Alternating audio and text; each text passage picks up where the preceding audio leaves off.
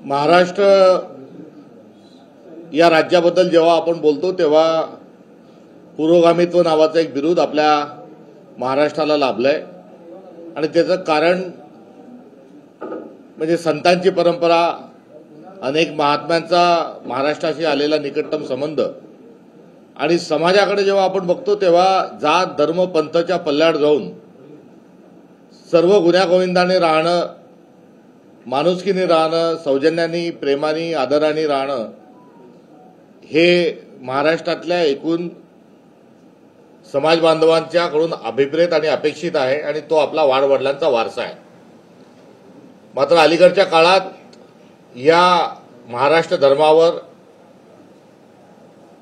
जे वैशिष्ट्य पुरोगामित्वाचं जे आपलं आहे त्या पुरोगामित्वावर कुठेतरी घाला हा घातला जात असल्याचं आपल्याला आढळून येतंय आणि या सर्व पार्श्वभूमीवर दिवसेंदिवस जाती-जातींमध्ये, जाती धर्मांमध्ये, माणसांमध्ये एक मोठ्या प्रमाणावर दुजाभाव, भेदभाव आणि जातीवाद हा वाढत चालल्याचा, फोफावत चालल्याचा आपल्या सगळ्यांना दुर्दैवाने आपल्या निदर्शनास येत आहे। अशा परिस्थितीत काँग्रेस पक्ष हा स्वातंत्र्यापूर्वी स्थापन झालेला पक्ष आहे। इंग्रजांनी जावं आणि भारतीयांनी त्या खुर्च्यांवर बसावं असं सत्तेचं हस्तांतरण नव्हे तर व्यवस्था परिवर्तनाचं स्वप्न बघून समाजवादी काँग्रेस पक्ष हा स्थापन झालेला आहे आणि हा समाजवादी पक्ष जेव्हा स्थापन झाला तेव्हा तो समाजवाद जो आहे तो या भारताच्या डीएनए मधला असणारा समाजवाद हा आपसूक काँग्रेसनी आपल्या आचार, विचार, व्यवहार, उच्चार आणि स्वप्नरंजनामध्ये घेतलेला आहे। त्यामध्ये वारकरी संप्रदायाची महान परंपरा असो, छत्रपती शिवाजी महाराज, शाहू फुले आंबेडकर, गाडगे महाराज, तुकडोजी महाराज, महात्मा गांधी, स्वामी बसवेश्वर, चक्रधर स्वामी अशी जी महान परंपरा आहे या परंपरेतला माणसांनी माणसाशी माणसासारखं वागावं, जाती धर्माच्या पलीकडे आपण समाजव्यवस्था स्थापित करावी हा वारसा आणि हा वसा हा काँग्रेसचा होता। स्वातंत्र्योत्तर काळात ही सर्व मूल्य भारताच्या महान संविधानात आली आणि विश्वशांतीचा, विश्वबंधुत्वाचा, सामाजिक न्यायाचा, प्रत्येक व्यक्तीच्या सन्मानाचा मुद्दा हा नागरिकांचं कर्तव्य देखील असल्याचा भाग त्यामध्ये आपसूक समाविष्ट आहे आणि एकीकडे आपला जाज्वल्य इतिहास आहे, आपल्या उज्ज्वल परंपरा आहेत, आपली संस्कृती आहे आणि दुसरीकडे आज महाराष्ट्रामध्ये हे जातीवादाचं पसरलेलं जे लोण आहे हे एक अपार्य स्वरूपामध्ये आपल्याला सगळ्यांना बघावं लागत आहे। त्यामुळे या परिस्थितीवर मात करण्याकरता कुठलाही निवडणुकीचा आशय हा न घेता किंवा कुठेही द्वेषाची, कोणाशी तुलनेची किंवा इतर विरोधी पक्षांच्यावर तोंडसुखाचा किंवा हल्ला न करता एक उपक्रम महाराष्ट्र प्रदेश काँग्रेस कमिटीने हाती घेतलाय। त्यामुळे ठिकठिकाणी आपल्याला जातीय दंगली, विषमतेचे अनेक मुद्दे, सामाजिक सौहार्दता बिघडणाऱ्या घटना घडताना दिसतात। तर त्या ठिकाणी असं का होतं तर जिथे सद्भावना ही लोप पावलेली आहे किंवा सद्भावनांनी आपला निच्चांक गाठलाय त्या ठिकाणी अशा घटना आपल्याला घडलेल्या दिसून येतात। करिता सद्भावना ही आज महाराष्ट्राला नितांत आवश्यक असणारं एक मूल्य आहे आणि आज जर सद्भावनाची जोपासणूक आपण केली नाही तर उद्याच्या पिढीचं काय आणि दुसरीकडे आपली जी उज्ज्वल परंपरा आहे त्या परंपरेला आपण पायी होण्याची पात्रता आपल्या अंगी उरली आहे का असा देखील एक आपसूक प्रश्न दुसऱ्या बाजूला हा उपस्थित होतो आणि त्यामुळे सद्भावना हा एक ऐरणीचा मुद्दा आज जो महाराष्ट्राच्या पुरोगामित्वाकरिता अत्यंत आवश्यक आहे याचा जागर नुसता जागरच नव्हे तर यासाठी रचनात्मक आणि प्रसंगी संघर्षात्मक भूमिका ही महाराष्ट्र प्रदेश काँग्रेस कमिटी घेत आहे आणि याची सुरुवात आज आपण जेव्हा माध्यमांकडे बघतो तेव्हा बघितल्यानंतर बीड या जिल्ह्याचा उल्लेख आपल्याला वारंवार आज होत असतानाचा आढळून येतो। त्या ठिकाणच्या जातीवादी काही शक्तींच्या अनुषंगाने असेल किंवा काही त्या ठिकाणी अपराधित ज्या काही घटना घडल्या त्याच्या अनुषंगाने असेल आणि या पार्श्वभूमीवर आज बीडची जी बदनामी होत आहे, बीडमध्ये आहे इतर ठिकाणी नाही असं पण नाही, मात्र बीड आज मोठ्या प्रमाणात महाराष्ट्रातला अविभाज्य बीड जिल्हा हा अंग आहे आणि एक जिल्हा अशा पद्धतीने जर सगळ्याच्या समोर येत असेल तर ही घटना निश्चित दुःखद आहे। त्यामुळे आता पुढे या संदर्भामध्ये एक कार्यक्रम महाराष्ट्र प्रदेश काँग्रेस कमिटीने हाती घेतला आहे। जागतिक महिला दिनाच्या दिवशी 8 मार्चला सद्भावना पदयात्रा ही बीड जिल्ह्यातून सुरू होत आहे आणि महिला दिनाच्या निमित्तानं बीडला अजून एक दुसरं जे वैशिष्ट्य दुसरं एक जो त्या ठिकाणचा एक डाटा आहे तो निश्चित कुठेतरी हा अंतर्मुख करणार आहे। कारण स्त्री पुरुष समतेच्या ज्या गोष्टी आपण करतो त्या अर्थातच या समाजवादी विचारसरणीचे आहेत, मात्र महाराष्ट्रात ज्या ठिकाणी स्त्री आणि पुरुषांचं जे प्रमाण आहे, जो जेंडर रेशो जो आहे तो कमी असणारे जे जिल्हे आहेत त्याच्यामध्ये तळाशी कुठेतरी बीड जिल्हाही आहे।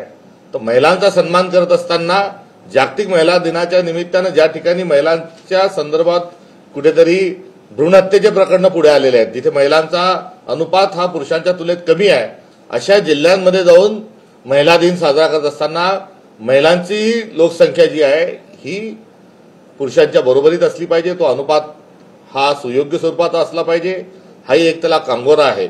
त्यामुळे मत्स्यजोग या ठिकाणून 8 तारखेला ही सद्भावना पदयात्रा महाराष्ट्र प्रदेश काँग्रेस कमिटीची सुरू होत आहे। एकूण 51 किलोमीटरचा या पदयात्रेचा एक मार्ग राहील।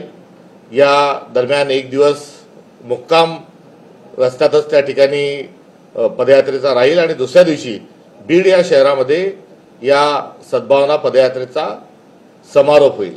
तत्पूर्वी आदल्या दिवशी नारायणगड हे त्या जिल्ह्यातलं एक असणारं आध्यात्मिक केंद्र आणि भगवानगड हे दुसरं आध्यात्मिक केंद्र जे आहे, जिथे भगवान बाबा हे नारायणगडावर 23 वर्ष त्या ठिकाणी गादीवर होते, या दोन्ही त्या ठिकाणच्या असणाऱ्या संत परंपरेतील महान अशा गडांवर आम्ही जाणार आहोत आणि या दोन्ही गडांवर भगवानगडावर आणि नारायणगडवर आम्ही सद्भावनेचं साकडं आपल्या उज्ज्वल अशा परंपरेला त्या ठिकाणी घालणार आहोत आणि दुसऱ्या दिवशी पदयात्रा ही निघणार आहे।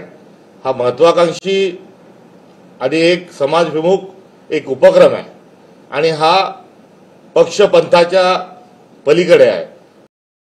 याचा निश्चित जो हेतू आहे हा सामाजिक स्वरूपाचा आहे आणि आज आपल्या महाराष्ट्राला अशोभनीय घटना घडत असताना सद्भावना ही लयास अजिबात जाता कामा नये, हे या पदयात्रेच्या मागचा हेतू आहे आणि यात एक जबाबदार भारतातील एक चळवळ म्हणून काँग्रेस पक्ष यामध्ये सहभागी होत आहे। त्यामुळे आपल्या माध्यमातून माझा तमाम महाराष्ट्रातील नागरिकांना ज्या स्वयंसेवी संघटना आहेत, संस्था आहेत, सिव्हिल सोसायटी आहेत, त्यांना पण माझी विनंती आहे की या पदयात्रेमध्ये आपण सहभागी होऊ। यामधले जे गीत राहतील हे साने गुरुजींचं खरा तो एकच धर्म जगाला प्रेम अर्पावे हे गीत आम्ही त्यामध्ये घेऊन जात आहोत। तुकडोजी महाराजांचे जे भजनं आहेत, सबके लिए खुला है मंदिर ये हमारा, यासोबतच या भारतात बंधुभाव नित्य वसुदे देवरची असादे, ही सर्व जी आपली भजनं आहेत, जी परंपरा आहे, यातला जो भाव आहे हा भाव घेऊन आम्ही बीडमध्ये जात आहोत। नंतरच्या काळात परभणी आणि इतरही ठिकाणी आमचा जाण्याचा निश्चित प्रयत्न राहील। त्यामुळे या सद्भावना पदयात्रेच्या निमित्तानं एक वेगळी सुरुवात आपल्याला महाराष्ट्राला करता येते का, हा एक आमचा प्रामाणिक प्रयत्न आहे। राज्यातल्या कुठल्या सामाजिक चळवळींशी असोसिएटेड लोकांना तुम्ही याबद्दल अप्रोच केलाय का? कुठली प्रॉमिनंट नावं याबरोबर जोडली जाणार आहेत का? आणि राज्यातलं तुमचं नेतृत्व किंवा केंद्राचं कुठलं नेतृत्व यामध्ये सहभागी होणार आहे का? निश्चित याचा आज आपल्या समक्ष याची आज घोषणा केल्यानंतर दरम्यानच्या काळात भारत जोडो या यात्रेमध्ये ज्या पद्धतीने सिव्हिल सोसायटीशी आम्ही संपर्क साधला होता त्याच धर्तीवर याही पदयात्रेमध्ये आम्ही त्यांना या यात्रेत सहभागी होण्याकरता अथवा त्यांच्या सदिच्छा शुभेच्छांसाठी आम्ही अपेक्षा वजा विनंती करणार आहोत आणि अर्थातच महाराष्ट्र प्रदेशातील काँग्रेस पक्षाची केंद्रीय आणि राज्यातलं सर्व नेतृत्व त्या ठिकाणी हजर राहील. महाविकास आघाडीतले कोणी महाविकास आघाडीतील तुमचे मित्रपक्ष सहभागी होते? मी आपल्याला आधी सांगितलं की भारत जोडोच्या धर्तीवर आम्ही सर्वांशी संपर्क साधू आणि हा पक्षाच्या पलीकडे जाऊन या उपक्रमाकडे आम्ही बघत आहोत. त्यांचंही स्वागत आहे. भारत जोडो सोबत पक्ष जोडो अभियान सुद्धा तुम्हाला मजबूत करावं लागणार. सगळे जिल्ह्याचे प्रमुख तुम्हाला भेटले. काही ठिकाणी बंडखोरांवर कारवाई करण्याचा विषय आहे, विशेषतः सांगली असेल, धाराशिव असेल, या भागामध्ये बंडखोरांची कारवाई होत नाही. उलट त्याला पक्षाकडनं त्यांच्याकडे लक्ष दिलं असा आरोप काही पक्षाचे नेते करतात. त्याच्याविषयी तुम्ही काही लक्ष घातलं का? बोलणं झालं तुर्तास सद्भावना या विषयाच्या अनुषंगाने आज या पत्रकार परिषदेत मी तेवढ्याच या उपक्रमाच्या आणि या आमच्या एक चळवळीच्या आंदोलनाच्या अनुषंगानेच मी बोलू इच्छितो.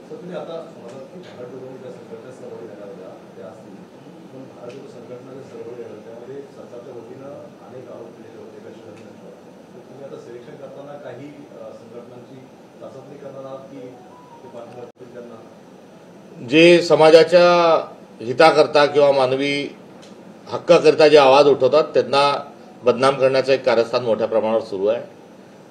त्यामुळे असे भारत जोडत असा कुठल्याही प्रकारचा प्रवाह आणि लोक त्यामध्ये नव्हते. त्यामुळे असं हा शब्द आपण जो उच्चारला तो वापरून सरकारच्या विरोधात कोणी काहीच बोलू नका याची केलेली ती व्यवस्था आहे. आपण बघतो की तुमच्या येण्यानंतर तुम्ही आज जिल्हाधिकाऱ्यांची सगळ्यांची जिल्हा प्रमुखांची जी बैठक घेतली आहे त्यामध्ये काही बदलाचे संकेत तुम्हाला मिळाले आहेत? तर कार्यकर्त्यांकडनं पदाधिकाऱ्यांकडनं काय नेमका फीडबॅक मिळाला आणि कसं लक्ष दिलं जाणार मुंबईमध्ये सुद्धा आणि मुंबई बाहेर सुद्धा अनेक ठिकाणी पक्ष संघटना आहेत, त्याचे नियमित स्वरूपाचे आढावा, त्याच्या पुनर्रचना आणि कार्यक्रम हा जो एक साखळी आहे ती निरंतर सुरू असते. त्यामुळे नियोजन, अंमलबजावणी आणि मूल्यांकन याच प्रक्रियेतला तो चालू असणारा एक भाग आहे. पण आज तुमची पहिली बैठक होती त्यामुळे जिल्हाध्यक्षांचा नेमका सुरू काय होता? सोबत कोणाला घेऊन करायचं, एकटे करायचं, काही बदल करायचे, काहीतरी बैठकी झाला असेल ना? सद्भावना महाराष्ट्रात वृद्धिंगत झाली पाहिजे हा आजच्या मीटिंगचा आशय आणि हाच सगळ्यांचा असणारा मनातही असणारी इच्छा आहे की महाराष्ट्रात सद्भावना वृद्धिंगत व्हावी. आगामी स्थानिक स्वराज्य संस्थांच्या निवडणुका आहेत त्याबद्दल सुद्धा अशाच पद्धतीची सद्भावना तुम्ही तुमच्या युतीतील तुमच्या महाविकास आघाडीतील अनेक नेत्यांसोबत असणार आहे का आणि मुंबईच्या बाबतीत काय नेमकी भूमिका असणार आहे? 25 तारखेला जी सुप्रीम कोर्टात हिअरिंग आहे त्याच्यावर 28व्या क्रमांकावर आपली लोकल बॉडीच्या जे निवडणूक आहे त्याची केस आहे. त्यामुळे हिअरिंग आहे. त्यामुळे एकदा हिअरिंग होऊन जाऊ द्या. तो निकाल झाल्यानंतर यथा अवकाश त्याच्या संदर्भात बोलणं उचित राहील. अनेक ठिकाणी पदाधिकारी राजीनामे देत आहेत. तुम्ही जेव्हापासून नियोजन वगैरे सुरू केले पाहत आहे तर पुण्यामध्ये काही राजीनामा दिलेले पदाधिकारी आणि असं राज्यामध्ये अनेक ठिकाणी माझ्यापर्यंत अध्यक्ष झाल्यापासून अद्याप कोणताही राजीनामा माझ्यापर्यंत आलेला नाही. सध्या मराठी साहित्य संमेलन आणि त्या व्यासपीठावर बरेचसे राजकीय विषय सुद्धा चर्चेला आले. मराठी साहित्य संमेलनातली सद्भावना हरवली असं वाटत नाही? सद्भावना वृद्धिंगत होण्याकरताच साहित्य संमेलन आहे आणि साहित्यातून समाजाची व्यथा ही कथा स्वरूपात आणि तिचं सामाजिक भान स्वरूपात ती समोर यावी हे अपेक्षित आणि अभिप्रेत असतं. त्यामुळे अशा सगळ्या संमेलनाचा प्रयत्न हा सद्भावना वृद्धीसाठीच असतो. त्यामध्ये काही ज्या गोष्टी काही कानावर येतात आहेत त्या अनावश्यक आहे आणि त्या दुर्दैवी आहेत. पण ज्या 2 मर्सिडीज द्याव्या लागतात आणि विधान परिषदेमध्ये प्रश्न लावण्यासाठी प्रश्न येण्यासाठी पैसे द्यावे लागतात, यातली व्यथा कुठली आणि कथा कुठली वाटते? मी राजकारणाच्या पहिल्या दिवशीपासून काँग्रेसमध्ये आहे त्याच्यामुळे मला यावर काही भाष्य करता येणार. विधिमंडळाचं कामकाज तुम्ही पाहिलं गंभीर विषय आहे. कारण नीलम गोरे उपसभापती त्यांच्यावरती संजय राऊतांनी जे आरोप केला की परिषदेचे प्रश्न लावण्यासाठी आहेत ते पैसे घेतले जातात. त्याचवेळी त्यांनी एका मोठ्या व्यासपीठावरनं उद्धव ठाकरेंना मत देण्यासाठी उद्धव ठाकरे 2 मर्सिडीज घेतात असा आरोप केला. गंभीर आहे का राजकारणाचे? एक माजी शिवसैनिकांनी एक आजी शिवसैनिकांच्या वादापेक्षामध्ये यामध्ये भाष्य करणे प्रासंगिक जरी वाटत असलं तरी आज मी एक वेगळा आशयाचा विषय घेऊन आपल्या समोर प्रस्तुत आलोय. या विषयाला आपण सर्वांनी बळ आणि याची सराहना करावी माझी आपल्याकडून नम्र अपेक्षा आणि विनंती आहे. ही जी पदयात्रा आपण जी काढताय भारतजोडोची तर मागे पण ज्या पद्धतीने राहुल गांधींच्या नेतृत्वात भारत जोडो यात्रा काढण्यात आली आणि थांबवण्यात आलं होतं तर तुमच्या काय याच्यावरती प्रतिक्रिया आहे? काय भारत जोडो हा दरोमत हा त्यामध्ये संदेश होता आणि सगळ्यांना जोडण्याचा प्रयत्न होता आणि ती भारत जोडो यात्रा होत असताना त्यामध्ये कुठेही चुकीचा भाव आणि राजकीय आशय त्यामध्ये नव्हता आणि जाहीर आहे की ह्या आम्ही जी आता सद्भावना पदयात्रा काढतोय या सद्भावनेमध्येही जो आशय जो आहे तो आपल्या भारताचा महाराष्ट्राचा जो पुरोगामित्व आहे आणि महाराष्ट्र धर्म जो आहे तो जागवण्याकरता आम्ही ही पदयात्रा काढत आहोत. सर, काँग्रेसमध्ये काही लोक पक्ष सोडून पुण्यातल्या काही नेत्यांची चर्चा सुरू आहे. अशा नेत्यांशी तुम्ही चर्चा करून थांबण्याचा प्रयत्न करणार की त्यांना जबाबदार करणार? जी माझी प्रांताध्यक्ष म्हणून जी माझी नैतिक आणि व्यक्तिगत जी जबाबदारी आहे त्या अनुषंगाने मी चर्चेसाठी उपलब्ध आहे आणि मी माझे प्रयत्न माझ्या परीने माझ्या पक्षाला बळकट करण्याकरता करत राहणार. थँक्यू.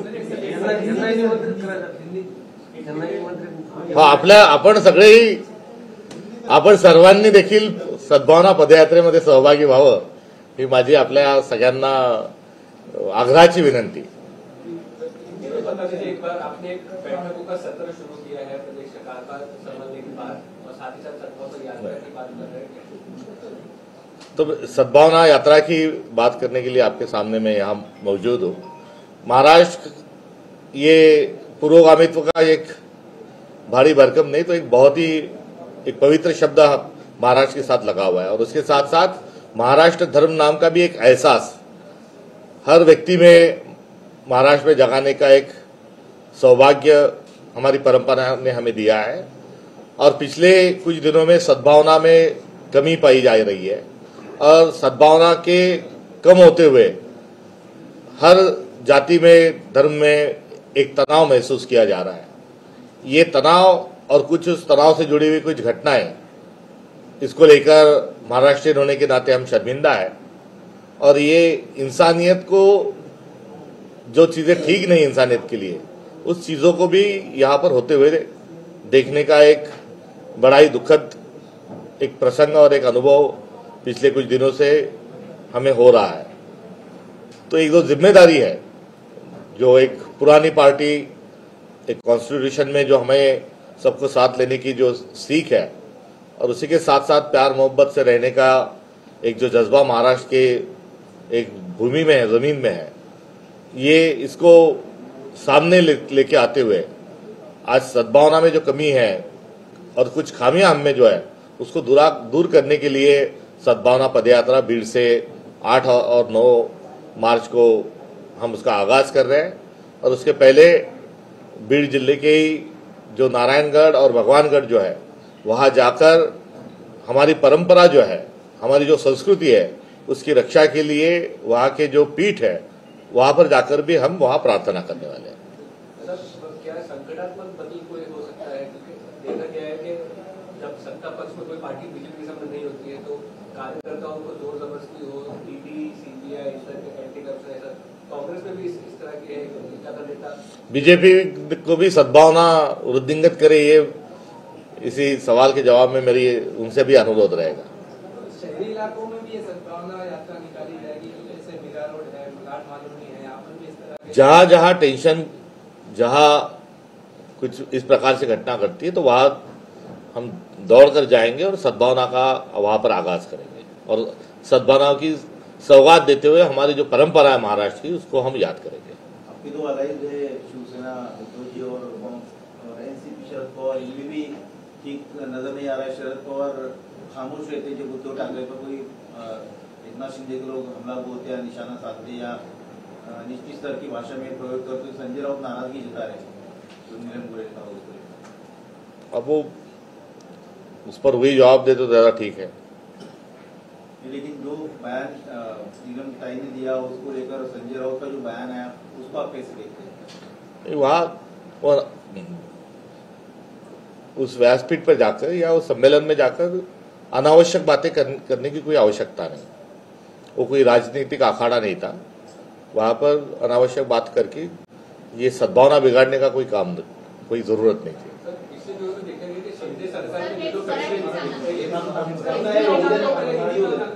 दूसरी बात है कि महाराष्ट्र की देवेंद्र फडणवीस सरकार ने कई ऐसे प्रोजेक्ट है पिछली सरकार के जिसका रिव्यू शुरू किया है और जिसको लेकर एकनाथ शिंदे के लोग नाराज नजर आ रहे हैं। अब उन्होंने किसान से जुड़ी जो एमएसपी और पीएसएस जो स्कीम थी उसको लेकर उन्होंने 6 सदस्यीय समिति गठित की है, क्योंकि उनका इसमें आरोप ये था कि इसमें कुछ जो एजेंसियां थी वो पैसे लेती थी। तो ये कितना गंभीर मामला है, इसकी क्या क्या जांच होनी चाहिए? जांच किसी भी चीज की जांच होने में क्या आपत्ति है? जांच होती तो अच्छा है, दूध का दूध पानी का पानी निकल के आएगा।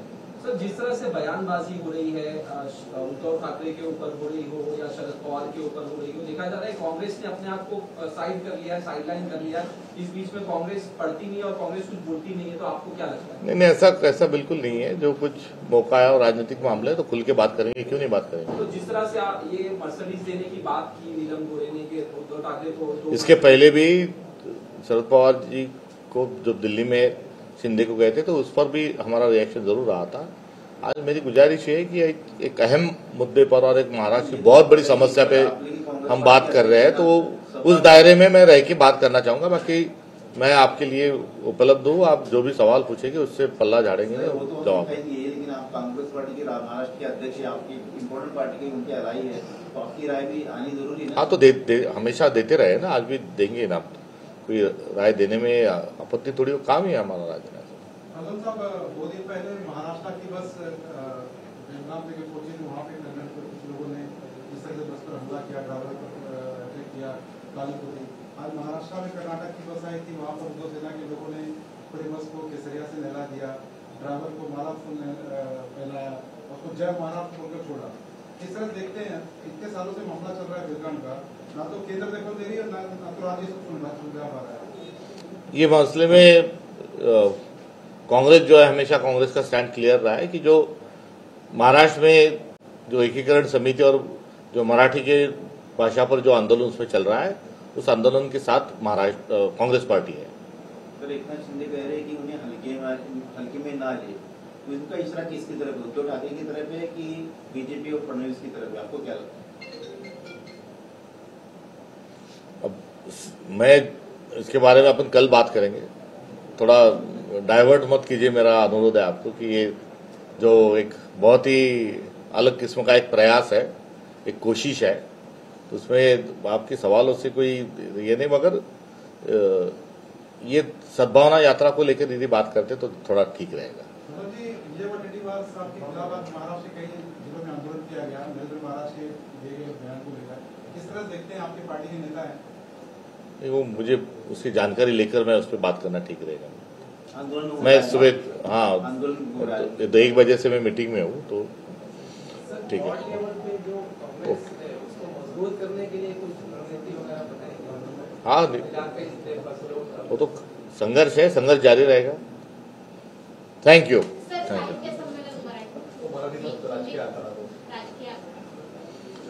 साहित्य संमेलनातून साहित्याचा, शेतकऱ्यांच्या, सामान्य माणसांच्या वेदनांचा आणि आपल्या असणाऱ्या उज्ज्वल परंपरेचा, संस्कृतीचं एक जाण आणि भान निर्माण व्हावं आणि विचारांची देवाणघेवाण व्हावी, हे साहित्य संमेलनाच्या वार्षिक संमेलनातून अपेक्षा असते आणि मोठ्या प्रमाणावर सर्व रसिकांचं आणि मराठी मंडळींचं लक्ष त्याकडे लागलेलं असतं।